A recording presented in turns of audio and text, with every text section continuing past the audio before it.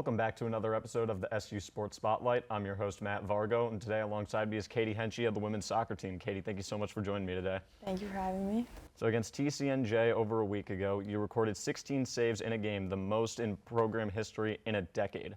So what does that mean to you to be able to make history like that so early on in your Riverhawk career?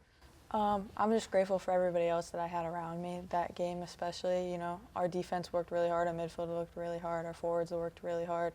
So I'm just thankful to be surrounded by people that allowed me to make that happen.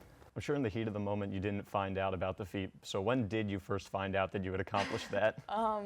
I found out at practice the next day. Amelia Kopp came up to me and she told me that she called it making history. So after that game, you guys took on Wilkes. It was family weekend and senior day.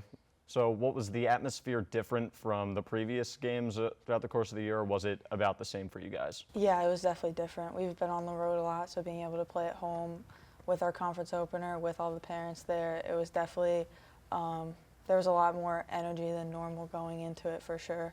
Maybe probably some more nerves too, and you know. Did you get to do anything cool with your family either before or after the game as they showed up? Yeah, I got to see my dad and my brother after, so that was definitely special, them getting to watch us play at home, first home opener. So after that game, you guys are now going on the road for your next three against Lyco, Catholic, and E-Town. They're all three really good teams. Mm-hmm. So what is the key for you and for the team to maintain this level of play that you guys have been on the past couple weeks? Yeah, I mean, we definitely work very hard every day at practice. Everyone's been working hard. We just have to we're really young, so we just have to keep the chemistry there, the talking there, and we're just going to keep getting better because we're so young. Everything's just going to keep coming together as we go.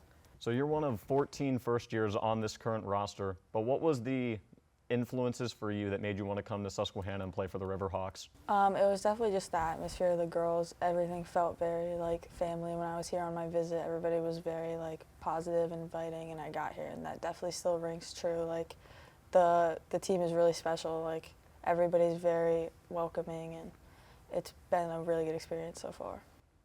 And has there been any kind of adjustments that you've had to make making the jump from high school to college athletics by any chance?